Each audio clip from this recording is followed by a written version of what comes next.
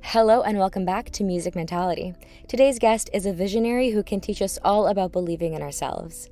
Ava, otherwise known as Kue6ix, is a jack of all trades, a dancer, a singer, an actress, and in her experience, being in the arts also means being a business person. So how do we invest in ourselves while also valuing ourselves? Her journey took a physical turn when Ava started experiencing seizures that were brought on by her mental state. Stay tuned because at the end of this episode, you'll hear a piece of her song, Timeless, a song that all of you manifestors and believers will love. Check out her music on most streaming platforms by searching Kue6ix. Hey. How are you? Good. How are you? Good. I just woke up. I'm not even gonna lie. Great time to wake up. Great time to wake up. I would love to hear how you came up with Kue6ix because it's definitely a very interesting name. Yes. Okay. So I was working a background job, like background acting. Cool. And yeah, so I always like wanted to be an actress and stuff. And like I started during the pandemic, which is when I graduated from high school. And because of the pandemic, there's no in-person auditions and all that. So I just started off with background acting, and they were giving out these props, and there were hats. And I had a crown on it, and then the number 6 underneath.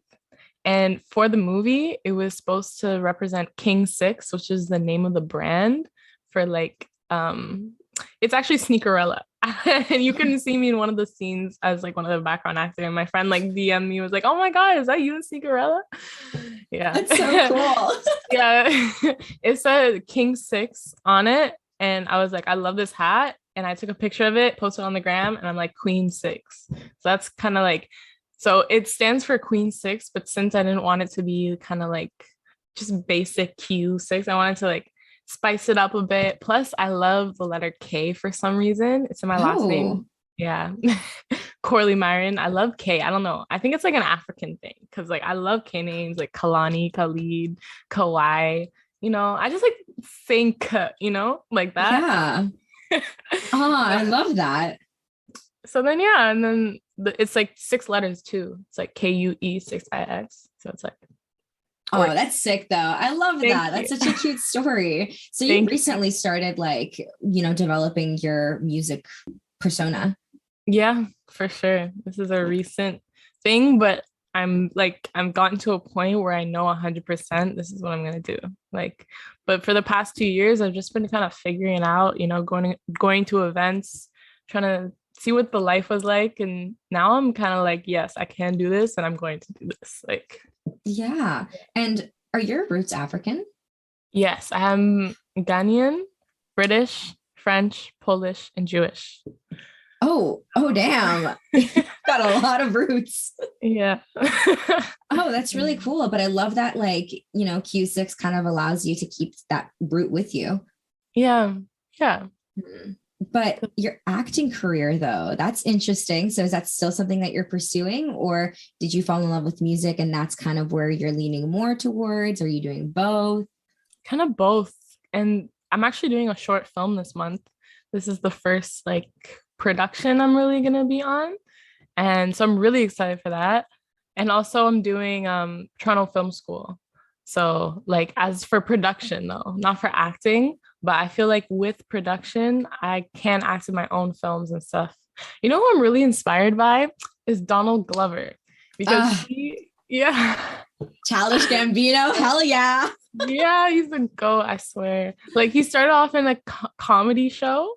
I loved Community. I love Community. Right? Oh my God. Oh my God. No, my roommate and I literally like do the Troy and Abed thing where we go all the time. Yo, I love that. Yeah. No, but he was an actor, then he's a musician, and now he's like a producer making his own film and then starring in it. So that's like my dream. Like yeah. Self-starter. That's really cool. I actually didn't know that about him. Like I've listened to his music and I've watched Community, obviously, but I didn't know that was like, Atlanta. I've never watched Atlanta. Oh, okay. It's on Disney Plus. I highly recommend. Oh my God. Okay. I'm going to literally break that down right now. I wonder if he became famous from Community or his music, because I knew his music before Community. True. Interesting. Yeah. They probably played off each other. Yeah. But it's really cool that you're kind of going into production. And do you produce your own music?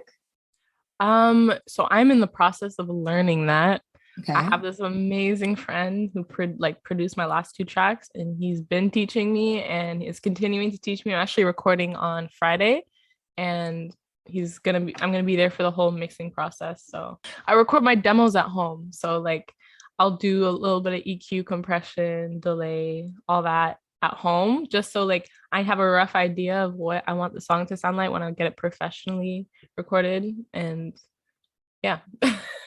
No, that's awesome. That's sick. Good for you. I feel like that's like, you're really getting to learn about the music industry by being a part of the music industry in each and every role. And I think that's actually really important as a musician, because that's something that I'm trying to do as well. It's really difficult, but it also really helps discover what it is exactly that you like about the music industry or the arts industry in general. But it definitely brings in that business background as well. And business and music and art is a really, really difficult thing to mix. Oh And yeah. yeah, I feel like a lot of people who want to go into music, whether it's to be a musician, to be a producer, to work in a label, whatever it is, um, you know, we don't think business. We kind of think Mm, arts, we think creativity. 100. Mhm. Business is not the first thing that comes to my mind, at least. Yeah. So I think that's kind of a difficult lesson to learn, but has it been a challenge for you? Yeah, for sure. Like someone told me this recently and I was like, yes, 100%. It's like we are artists. Artists are businesses, but artists aren't business people, you know? So it's like learning the business aspect of the art world is like such like it's you have to if you want to be a successful artist, but it's a really challenging thing because we're artists, we're creatives, we don't like if I could live in a society where money didn't exist, that was the society I live in because I fucking hate like capitalism and like Oh the yeah. government and like I know I sound such a hippie, but it's true. Like I definitely feel you. yeah, right. It's just like it's a man's world, one. Like it's asking for money. Like I'm also a dancer, right? So like when I do my dance gigs and stuff, it's hard to ask for money. And it's like sometimes you're being underpaid, but you can't just be like, oh, I need more money. Cause it's like, what if you're like damaging that connection, with that person? And also the fact that like we're putting in a lot of money to get our stuff recorded, produced, music videos, all that, and we're not seeing any in return Mhm. right away. That's another hard thing because it's like you have to realize that you're gonna have to push a lot harder at the beginning, and then that momentum will get you dollars later on. But you're not gonna see those dollars for a while, and so No, that's it's an really investment. yeah, it's an investment, 100%. So that beginning push is the most important, but it's daunting and it's challenging and it's exhausting, and I just want to like go to sleep all the time. you know. Yeah, I But honestly like from the bottom of my like I relate so much. Like I want to rip my hair out of my head every single day because of how much I relate. And like, you yeah, don't want to come off and make it seem like you're in this industry for the money because obviously you're not. If you're going to pick yeah, an industry for money, you're not going to pick yeah, the arts industry. Let's just yeah, let's just be real with that. You're probably going to, yeah. try to be a doctor or a lawyer or whatever else universal formula Investment for banker. success people think. Exactly. Yeah, literally. But like then you enter the music industry and you don't want to make it seem like you're here for the money. So people are like, oh, so like, why are you here? And obviously you're not going to be like, oh, pay me more or whatever Mhm. else. But at the same time, you got to know that line and you got to value Yeah. yourself as well. And, if this is work that you're doing, you're putting in 24/7, you're, investing into Mhm. equipment, investing into networking and community Facts. building and like equipment. I said equipment, producing, whatever else it is. There's just so many quote unquote hidden fees in this Mhm. industry, in any arts industry, but music is my experience. So it's it's difficult. It's really difficult. And I feel like, bringing up the notion of money, like you said, it feels like it can hinder a lot of relationships. So Mhm. people will stop asking for it because they're like, okay, you know what? Like this person will know my worth, but that's not the Mm. case. It's not always the case. You got Yeah. to know your worth more than anyone else. Yeah. You gotta fight, honestly. Like obviously not fight, but like really like put yourself, be like, you know what? Like I don't deserve you know, like I did a couple of free shows, and I did one free show for the artist. And then he was asking me to do, like, I was a backup dancer, and he was asking me to do like three. He gave me his whole schedule. Basically, it was like, okay, come up to this show and this show and this show. I'm like, bro, like, I can't do these shows for free. Like, you're asking me to like, you know, like any form of payment. It doesn't even have to be that much, but like a little bit would be nice, you know?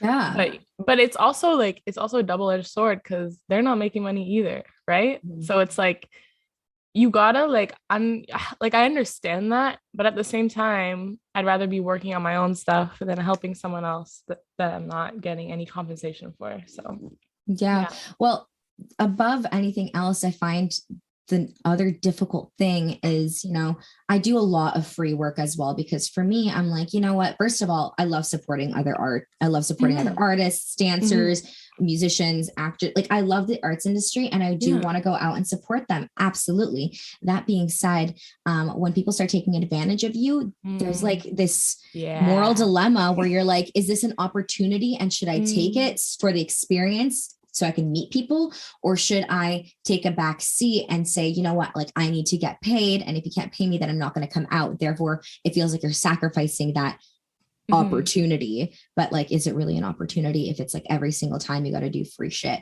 So that's like something that I still struggle with, where I give my labor for free, constantly thinking, you know what, there'll be a return, it'll be on my resume, experience, meeting people. But like, at a certain point, man, I don't even have time for a job, because I'm doing like 6 free jobs.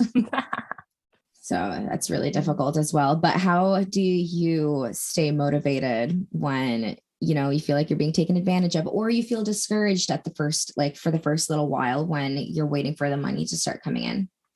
Yeah. I mean, I'm still at that stage, to be honest. But my mom, honestly, is like my life coach. And she's a doctor. And she's like, you're basically putting in your intern hours. So when she was an intern, she got paid $2 an hour. And now she's like making like, a lot, because she's a doctor. But like, at the beginning, it's gonna look rough, but you just gotta keep going. So honestly, like, I just know in my heart that I'm going to get to a point where the bucks are going to start rolling in, but it's just tough right now. And like, I don't know, sometimes I see for guys, it's a lot easier for guys to get paid, because it's like, they almost expect to get paid, or obviously I expect to get paid, but like, the guys that they're working with who are hiring them are like more than willing to pay them. Whereas with girls, it's like, oh, you want to do this for free? No? Okay. I don't need you, like, I don't know. That's sometimes it's just like, it's hard as a girl to be like, I want equal, Yeah. And it's so subliminal. It's so like ingrained in our like mindsets that like only guys really deserve the money, and like, like, it's, you can't really say anything up front, but it's something you feel, and I'm a very intuitive person. I don't know if you're into astrology or anything. I'm a Scorpio, I don't like, I live in a different universe sometimes. Like on the surface level, you could be saying one thing, and intuitively I know you're saying a completely different thing. And it's like, I can tell girls don't get the same pay, like, and it's just annoying. No, they don't. And also, like, I've said it so many times, and I'll keep saying it, this industry, most industries are run by men, and it's really unfortunate. And it goes back a really long time, because the pioneers of music, of anything at all, are men, because women weren't given opportunity until just recently. So like, just recently, I obviously mean not in the last 5 years, like 100, 200. Yeah, but that's still recent. That's still very recent. Obviously, music existed before that. So it is really difficult. And on top of that, I have been called a bitch and too harsh or too bossy, like all of these generic terms so many times, because like, I will say I'm a very blunt person. I don't care. Yeah, me too. I'm so blunt. I'm very straightforward. And I guess that comes off harsh to a lot of people. Oh yeah. But I have seen, I work with a lot of men in this industry, and I've seen men be even more harsh. And, whenever they're talking to another man, they're like, oh, ha, ha, ha, ha, ha. It's like, they don't give a shit that they're being harsh. But the minute I come in, they're like, who is this young lady? Who's this bitch thinking that she has self-respect? That's not okay. I feel you. Trust me. I'm sorry. I have a lot of self-respect. Okay. I'm not going to back down. If I feel like you're ignoring me, if I feel like you're overlooking me, you know, I'm going to stand my ground. And if I don't like your energy, I just leave most of the time. But sometimes it comes down to the point where I have to like fucking be like, yo, shut the fuck up, bro. Like, yeah, like no, actually, like, I know, but like, if you know me, you know I'm a good person. You know I'm a very loving, giving person, and that's also why I had to learn to be so harsh sometimes, because it's like people will take advantage of that, you know? oh So yeah. I don't even feel bad. If you think I'm this way or that way, I don't give a fuck. Like, Well, I'm here to get my bag.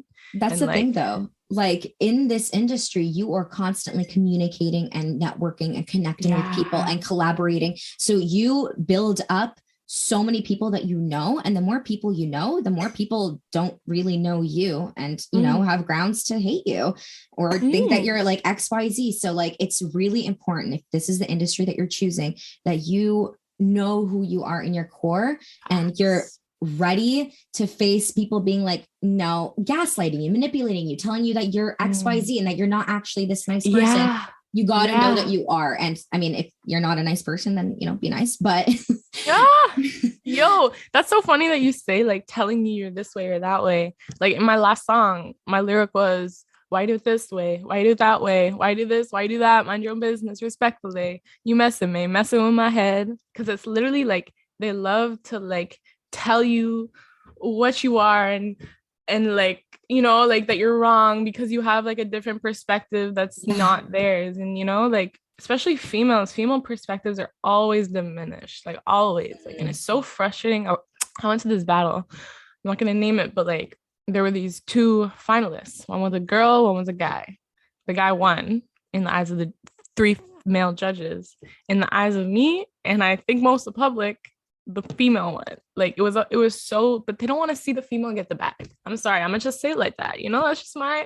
That's my perspective. It's just like, it's so like discouraging sometimes. It's like no matter how hard you work, no matter how good you are, you're always gonna be overshadowed, you know.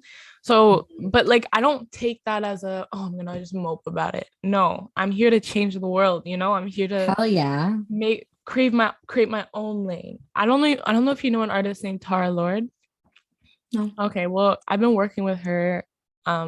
We just did a couple of performances recently, and in her bio, the thing that attracted me to this artist is she was like, "Oh, I didn't see where I fit in, so I created my own lane." And I'm like, "Yes, it's so true, because this society is not meant for girls to thrive. You know, we need to like Doja. That's why I love Doja Cat as well. And her song "Woman," she's like, they tell us that we don't have that common sense. They want to pit us together for no reason. They want to see us end up like Regina George on Mean Girls, you know, like they want to see us hate each other because they're putting us down. So like they want to see us scrap against each other instead of really bonding together and forming our own strength. You know, fighting is never gonna ever uplift any group. You have to be able to come together and appreciate each other, and you know, like appreciate our similarities and our differences, and like uplift each other, period, and not get jealous, because jealousy is a disease, it's a mental disease. Like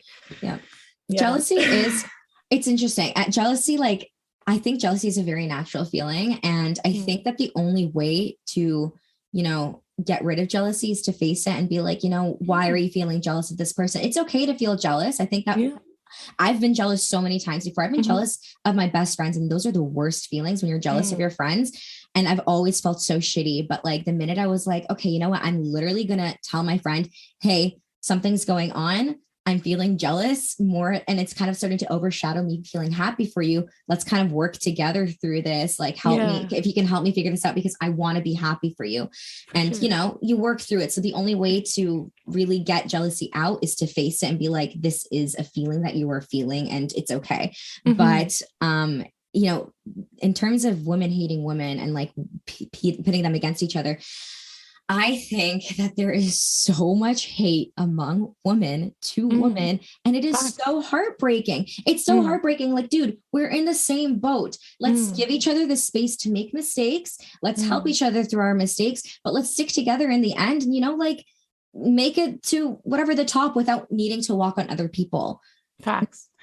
Yo, I find like not even women, men as well, just people in general who have jealousy and have like wanting to put others down. That's not them, you know. Mhm. That's the conditioning of their mind, and that's the ego. Oh, yeah.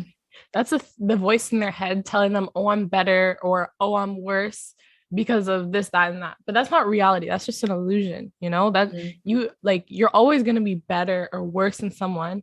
The reality of it is we all have our own lives, we all have our own experiences. And if we're constantly comparing, constantly thinking about how I can get above this person or below this person, then you're not opening your eyes to the beauty and why the creative industry is here in the Yeah.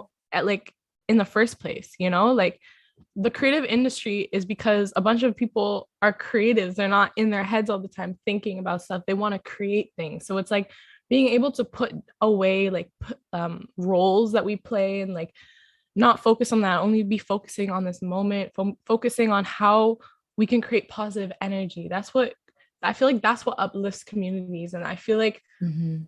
with girls a lot, like because we've suffered a lot of trauma amongst men over the past thousands of years, you know, like we carry a lot of the world's pain. I feel like emotional pain because we feel our emotions a lot more than men.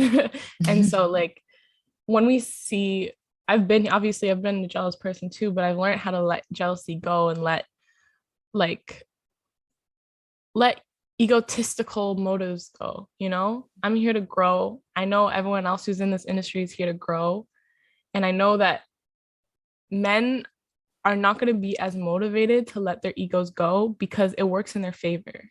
So, like, I'm not saying men are evil, you know? I'm not saying jealous bitches are evil. I'm saying people with egos, people who are strongly identified with their roles in society, where they are in the industry. You know, if you just got I don't know, if you just got an award or something and now you're that bitch and you don't want to be communicating with all or collaborating with all these like lower tier blah blah blah, you know, like that's what's hurting growth, Yeah. because you can learn from everyone. Everyone is on, you know, everyone's a human being. An award is just an illusion. Once again, it's just a thought in your head. It's not real. Yeah. What's real is this moment. First of all, coming back to like the man winning over the woman in that contest, it's Mhm. so difficult. First of all, if there's three judges that are all men, then I mean, that does look a little bit fishy at that point. Yeah. But I was going to also say, I think that plays a huge role in it, but also music is so subjective. So when you win an award or when you win anything at all, I mean, that's just like a few people telling you that, yeah, you're good, but like Yeah. it's so hierarchical. Like those Right? people don't actually like the little guy who didn't win an award is not any less useless or doesn't know any Agreed. less than the person who did win an award, other than the fact that, maybe they've had a little bit more time in the industry. But even then, like everyone has something to bring to the table and everyone has such different genres and stories and vulnerability to share through their music and the way that they share and the instruments that they play and how they build it, how they produce. Like there's so many factors that go into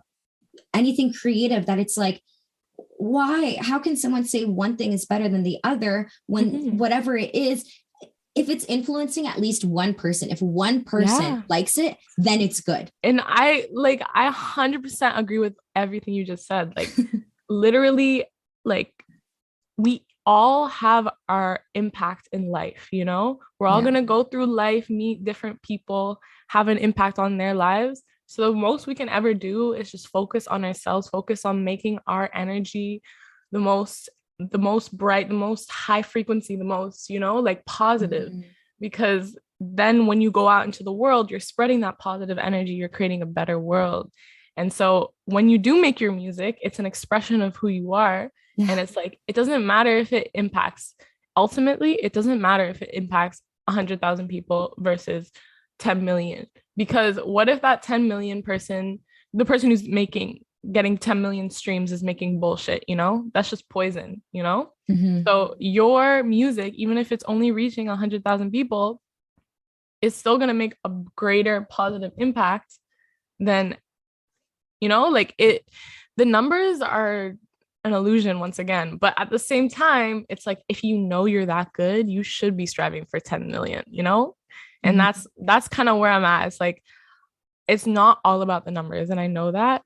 Right now I'm working on myself. I feel like I'm still at a stage where I'm working on my craft. I'm working on figuring out who I am, figuring out what kind of music I want to make, figuring out my work flow, because once going to the studio time and spending money to record, that's a lot of money, you know? Like, that's why I want to be independent. That's why I want to be, you know, being able to mix everything by myself. But yeah, you know, like you're never gonna be happy if you're only striving for the numbers. And like J. Cole, like on my wall right here, he's the one who inspired me to be a rapper. And like I sing too, but like he inspired me to be a rapper, because he made me realize like there's no such thing as a life that's better than yours, no such thing as a life that's better than yours, you know? Like, numbers, it's all an illusion, you know? There's some people at the top that are miserable. Like, yes, yeah, honestly, I've said it before again, but like it's like, so this is where like the divide comes in. I think numbers and, you know, the need for, again, you got to know your worth. You know, if this is something that you do 24/7, then you got to be compensated for it. You know, you got to eat, you got to pay rent. That's just, you got to do what you got to do. And numbers, unfortunately, that's where the moral dilemma comes in. Numbers do kind of determine your financial success in that. But I think that is like split persona. That is the business side. In terms of the creative side, again, numbers don't determine how good you are. It can determine how much you make. Again, that doesn't determine how good you are, how successful you are, or how many people you impact, or what kind of, again, it's not like, if you say, you know, music is an expression of who you are, which it is, like, how can someone be like wrong? Like, it's who I am. What do you mean wrong? What do you mean better? Like, what does that even mean? Like, everyone's experience is different. So yeah, it's really, really difficult. But you mentioned ego a few times, and that's something that I find is a really interesting topic, because I think the ego is good. I don't think that we need to get rid of the ego. That's my perspective.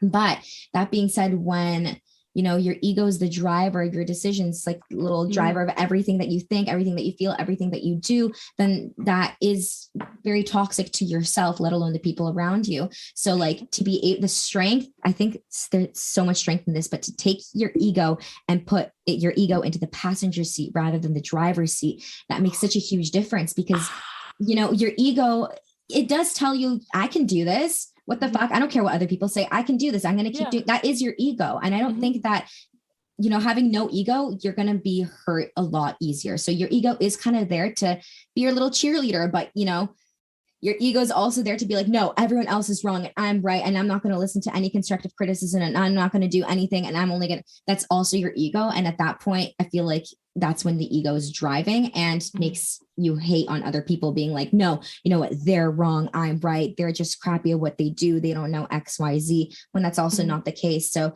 your ego's got to be in your car. It's just can't be the driver of it. Yeah. I think so. Do you know who Eckhart Tolle is? Yeah.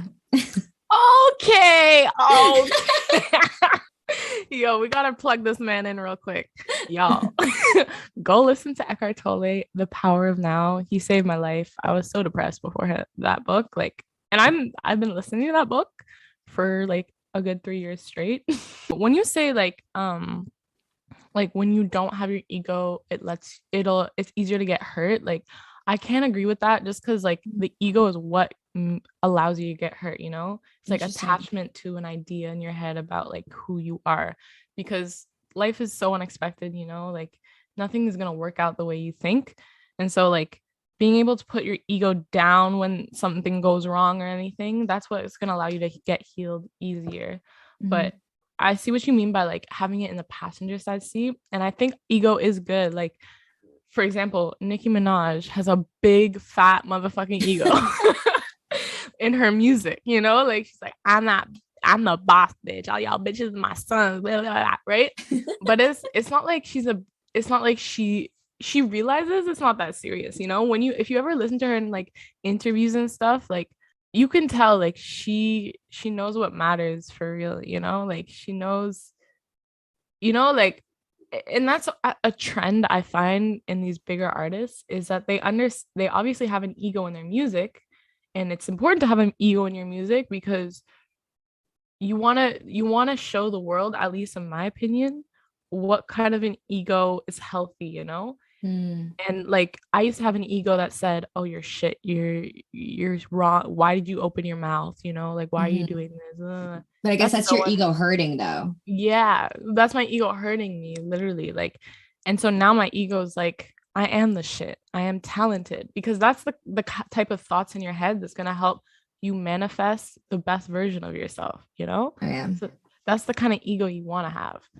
But yeah. No, it's interesting that you said that you can't agree with that, because I definitely see where you're coming from now. You're right that like if you have no ego, then there's not like your ego is kind of what hurts, which is Mhm. like when you get hurt, it's typically your ego that is hurting, which is why you get hurt. So I do get what you mean. When you have an ego that's too big, I guess you can easily get hurt and you can easily hurt others. But I guess kind of what I was trying to say was like, I feel like it still needs to be there only because it is kind of a source of you reminding yourself that you are, you know, this worth it. Yeah, you can keep going. It's okay. You can like brush off this hate from other people. You don't have to interact with it. In fact, you don't even have to work with them or have them in your life or anything like.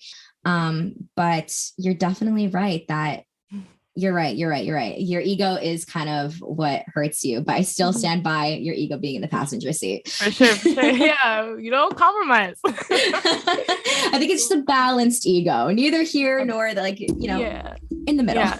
Knowing when to use it and knowing when to put it down, basically. Exactly. And that is so much strength. That is really difficult, but it's also going to be your lifeline in the creative industry. I really think so, because again, the more people you meet, the more you realize that there are a lot of really, really, really nice people out there who are willing to help you and who want to see you succeed and who want to see you thrive. And that is what helps me keep going in this industry. But then there is also a lot of people who will put you down, steal your work, tell you that you're worthless, tell you that like you're never going to go anywhere. Honestly, chances are their egos are driving them and their egos got hurt, bruised. So they're taking it out onto other people. They're projecting. Exactly. They're projecting, but you don't have to do that. Yeah, I agree that it's very fair. Like there are so many people that want to see you succeed, that also understand that they're not their mind and understand that the present moment's all that matters, and that if you're putting positive energy into this moment, it's going to come back to you, you know? Yeah, I will say it's definitely anxiety inducing trying to, you know, weed those people out and figure out who's who, because you're going to run into so many rejections and people who hate you, and it's going to happen. It's going to happen. It's inevitable. Oh, trust. I know. Yeah. And it's sad. It hurts the most when it's like you really cared about a person, you know? And it's like, that's the thing. Like I've learned not to get too close to people in the industry, because when you get that close and it's like they're in your world, your creative space, it's like, you're never gonna be able to work with them like that again. What do you think about working with friends versus not working with friends? Honestly, the word friend to me has a long history. And like in high school, middle school, whatever, I had all these friends. None of them were my friends, because when I was like depressed and like needed help and shit, I was alone. So it's like, and I've learned over the years, like I like being alone, and I don't really like, I have friends, like I have people that friends from high school I like hang out occasionally with, but I don't have anyone really in my corner that I like would call to just to like, if I'm suffering by myself. I have my mom, like she's there for me, but like obviously you have to get along with the people you work with. Like I feel like my friends are the people that are interested in the same like career path as me, interested in the arts and stuff.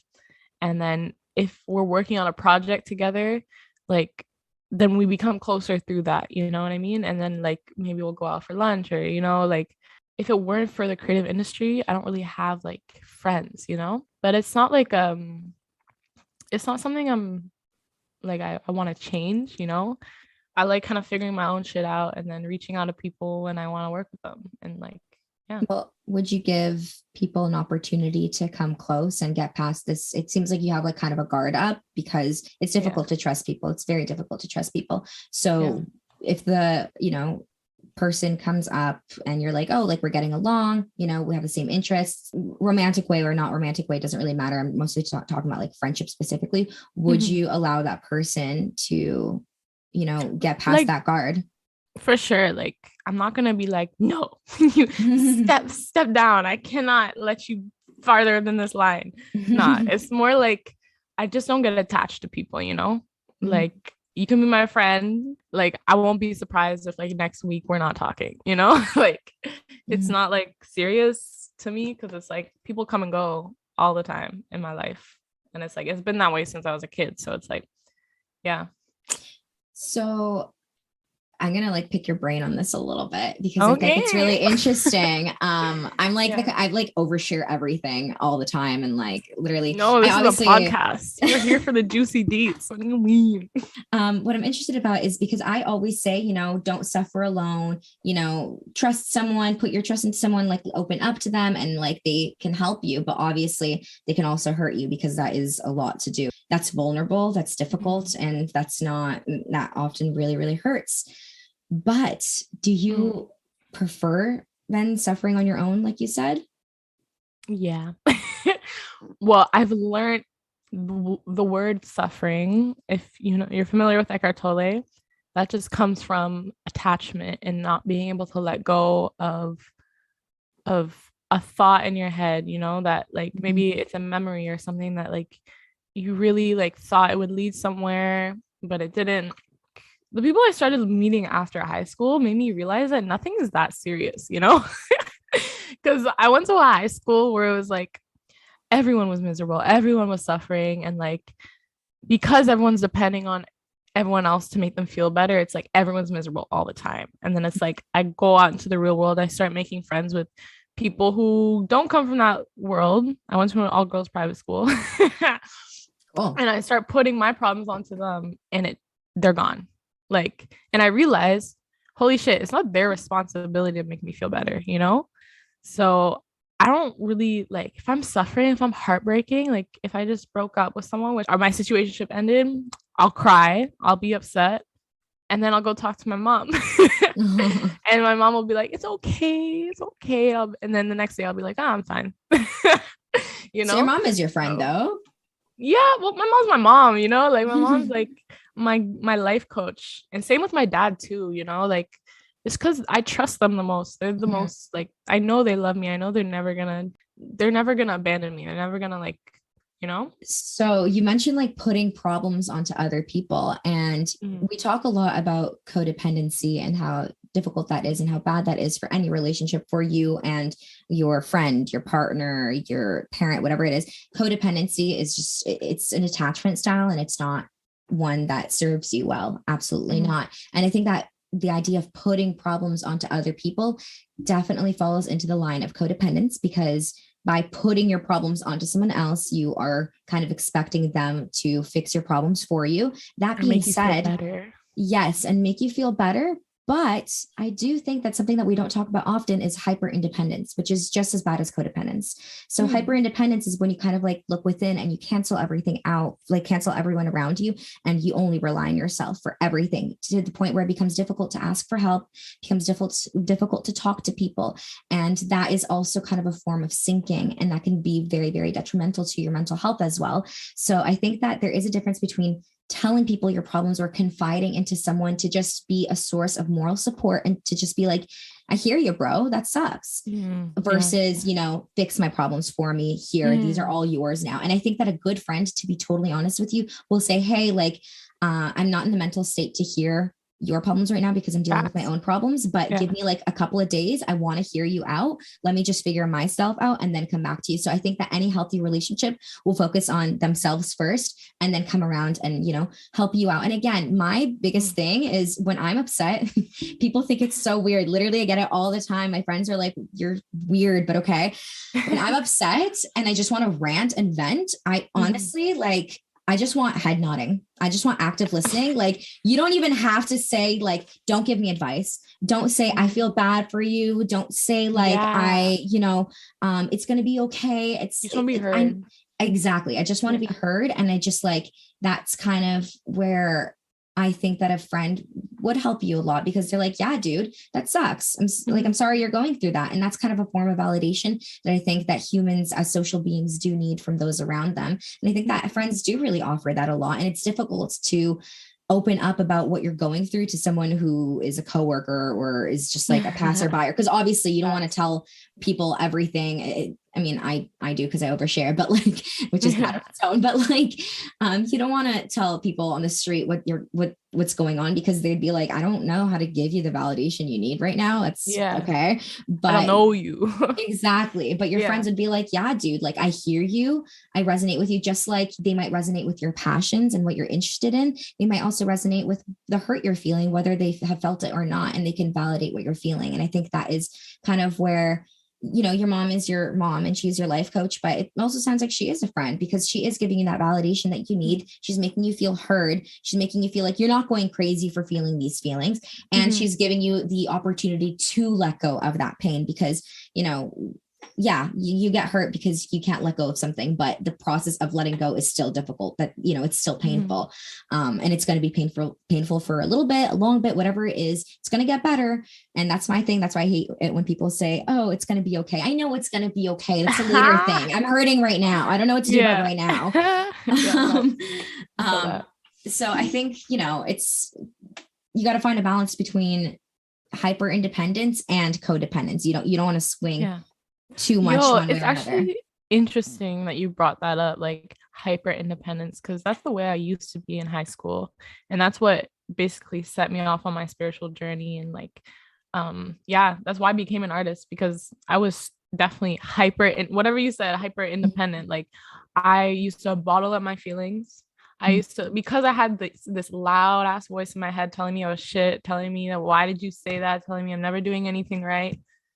I would bottle all that. I wouldn't be able to share it with anyone. That's why I felt like I never really had any friends, because I never felt comfortable, you know. I never felt like they were welcoming my voice, you know. I never felt like I had anyone to lean on. And that's what I started having seizures, because my body was like you're sick in the head. And the fact that I didn't know I was sick in the head because I was so identified with my mind. So my body is what started, I used to like seize up because I got so tense. And also I'm a dancer. I'm a very physical person, and I wasn't dancing at the time. I wasn't letting all this excess energy go. So my body literally seized up, and that's what basically I was going to be a doctor. That was my life plan, yo. Like I grew up in a very academic, like make money, that's it world, you know. And so when I started seizing, I couldn't take my final exams, which was very convenient because COVID was hit at the time. And so all my exams were canceled. Hallelujah. I don't know if I would have graduated if COVID hadn't hit. And I couldn't take my exams. I could barely finish my projects. It took me way too long. And then I realized like I can't go back to this life. I can't go back to this academic study all the time, bottle up my feelings life.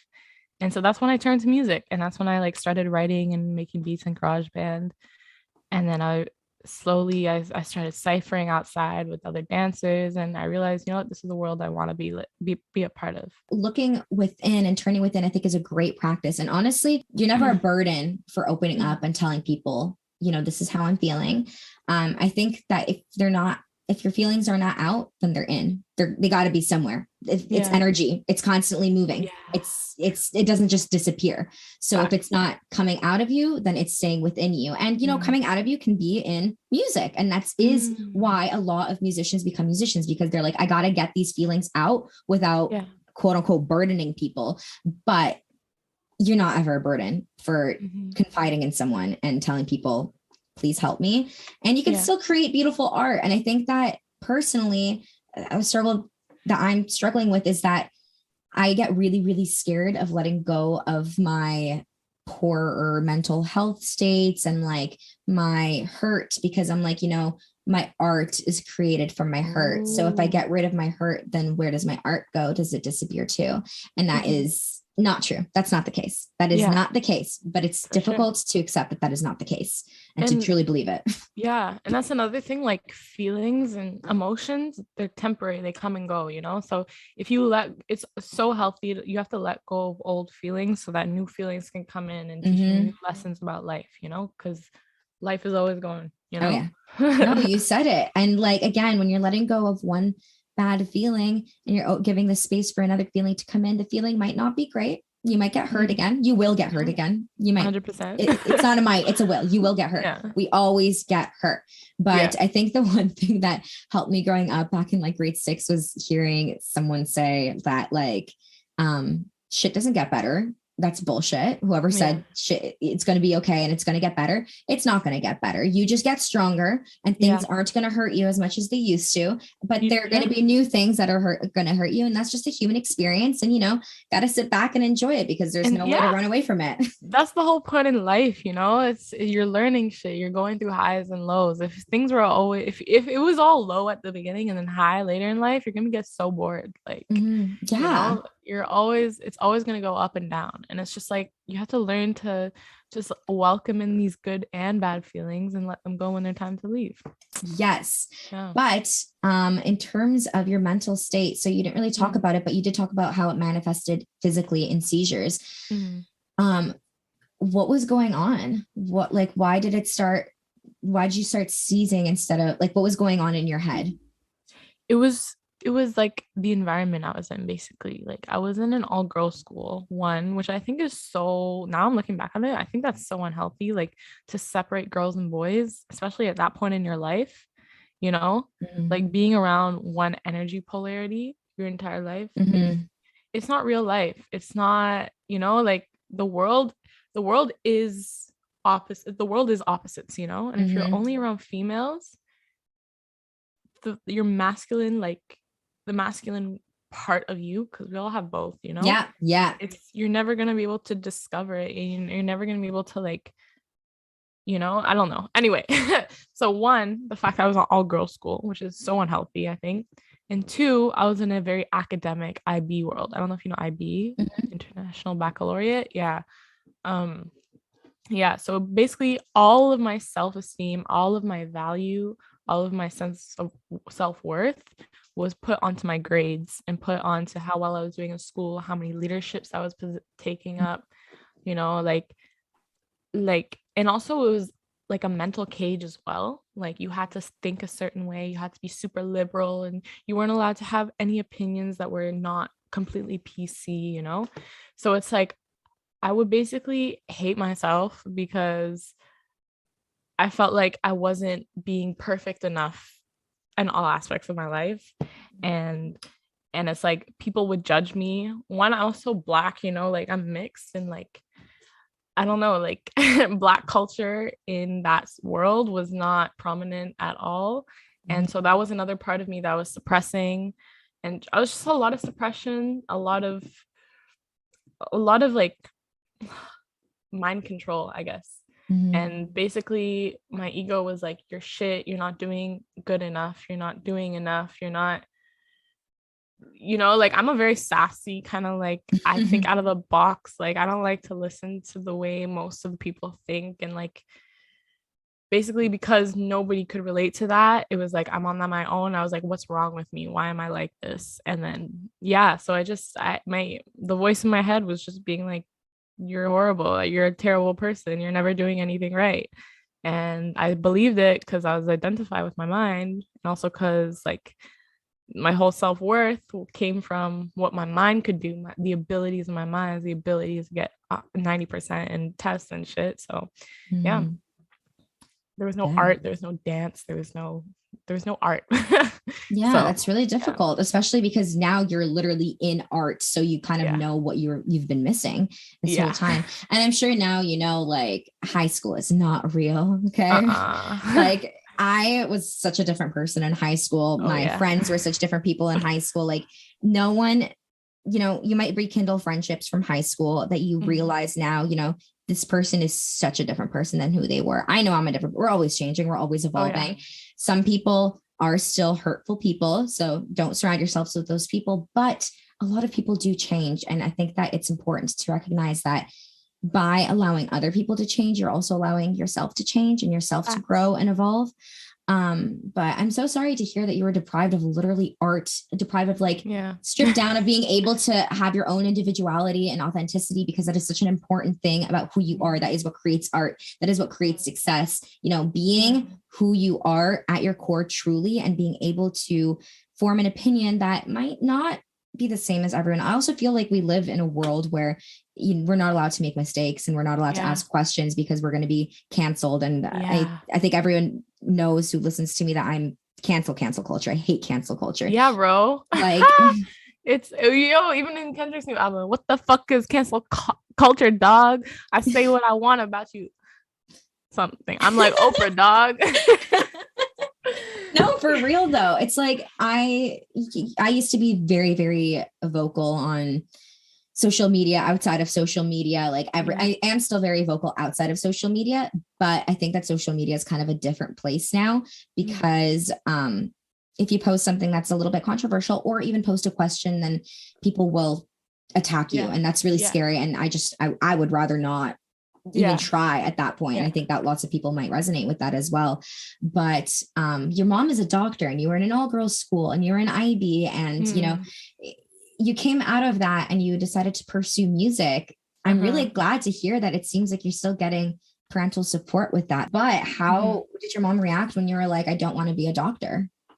Honestly, she kind of encouraged me because she saw how sick I was, and she realized like do whatever you want, I don't want to ever see you this sick again, so she's always like, ever since I got sick, like she's been there. She's been like, what do you want to do, let's figure this out together. That was just, and we also had a lot of issues, me and my mom, and it's like it took a long time.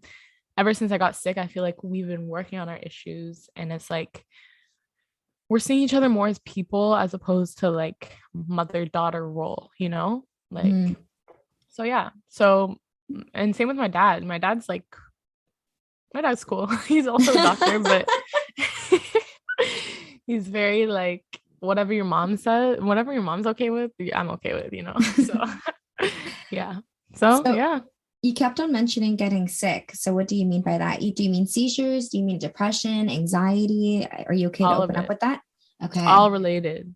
Honestly, in my opinion, I think all sickness can be prevented by inner, like literally taking care of your inner space, by becoming aware of your emotions, because a lot of sicknesses stem from compulsive habits, like overeating, maybe for diabetes, and you know what I mean, like you just have to make sure that your body is feeling okay, and if it's not, then rest it and like listen to yourself, because the intelligence in your body is a lot stronger than whatever you can think about, so like by sickness, anxiety, depression, I had all that for a long time before I started having the seizures, but the seizures was like the tipping point. So I didn't realize how sick I was until I started having the seizures.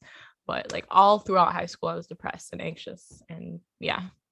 And I mean, again, for those science folks out there, mental health does manifest in physical pain very, very often, but a lot of it, and that is kind of our flight and fight response. Our physical bodies, our organs do react to how our brains are feeling. And again, like our brains control everything. They control our mental health and our physical being. So when one is hurting, the other one's going to hurt. That's often why, when you break a leg and you can't go out and you can't dance, if you've been dancing and you can't, I don't know, whatever it is, if you are bedridden, you are going to start becoming depressed because you are not being able to immerse yourself in the world that you knew anymore. And that is why, like, they do fall hand in hand very often, physical pain and mental pain. For sure. So I definitely resonate with what you're saying, how like a lot can be prevented if you look within. But how do you do that? Like, how do you work? So for example, say I know my inner child is hurting, and I know why it's hurting. How do you work through that? Like, because acknowledging it is just the first step. The first step, right? Seems to be like also the only step that we hear about, just acceptance and acknowledging. What comes after that? Yeah.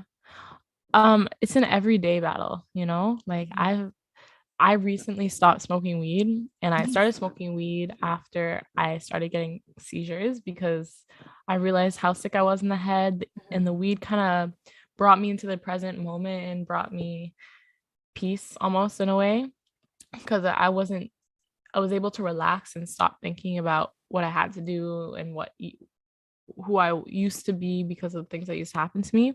But now that I stopped smoking weed, it's like I'm realizing it's like every single day you have to be present. You have to actively be working to be present. And being present doesn't mean never thinking about the future, never thinking about the past, although the past, like, okay, so the future for me is like, where do I want to be in 5 years, But that's not attaching myself to like fulfillment of in the future. I have to realize that if I want to be happy, it has to come from this moment. So yeah, it's honestly like when you're present and these feelings of depression or anxiety, or like your inner child, like you said, was hurting, you have to be able to witness that from a place of peace, or a place of realizing that we're all going to die in 100 years. and the only thing that's real is right now. And the only way to heal yourself from whatever happened to you in the past is by allowing those feelings to be in this moment, and just watching them as they come up and go away. And the more you can do that, the more often you do that, the more they start to dissipate, the less they start to come up, because you're kind of witnessing them, and you're allowing in them to kind of burn up in a way in the moment. And it's like, I find my joy like is on the subway, or like traveling from place to place, because I get to like witness the miracle of life, as Eckhart Tolle puts it, like even just like making connections with people with eye contact, like on the bus and stuff, and just like looking at the world around you, you realize there's so much beauty in the world around you, like looking at a tree, walking down the street, there's love everywhere, and it all comes from within you. And it's like, when you're hurting, you have to let yourself hurt, but you also have to realize that you're going to have to let go of it one day. It's either going to be on your deathbed or it's going to be now, and I choose now, always. I never hold grudges against people. I don't hold hate in my heart, because all it does is just hurt me. I want to live life to the fullest. And that just comes with being constantly working on your presence, constantly working. And it's like, once I stopped smoking weed, I realized I was covering up a lot of my anxiety, a lot of my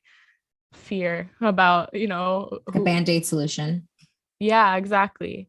So I did suffer a lot. Like, I wake up some days and I'd have this horrible pain in my chest, and it's like, oh my God, like I'm actually feeling like depressed. The more I sat in that feeling, the more it started to go away, basically. And now it's like, I rarely get those feelings. And when I do, I know how to deal with them. You just gotta let them be, let them pass. And then,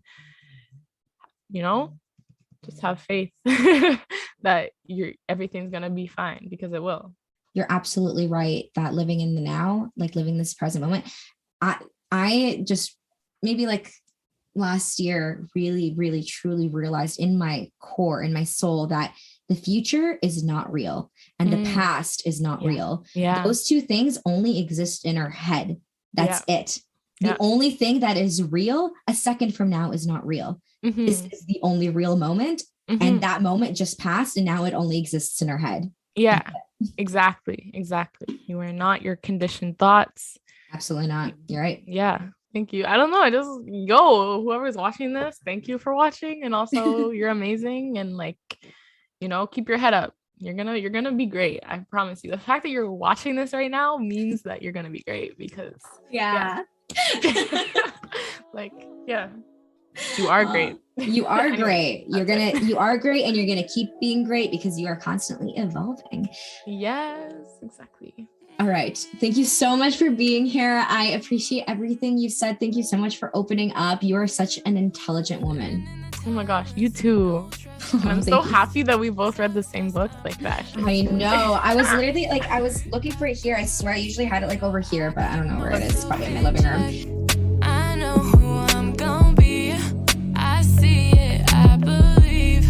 I came from far away, where people live. Obsession was a lesson. Learned time, it was an illusion. Your mind leads you to confusion. Constantly asking what you doing. I'm so fucking tired of these losers and these lies. Busy wasting my time to get on their own ground. So I pass by, watch my vision multiply. My empire in the sky, no fucking 9 to 5. Living in the timeless, no stress, I'm blessed. Success, I'm manifesting.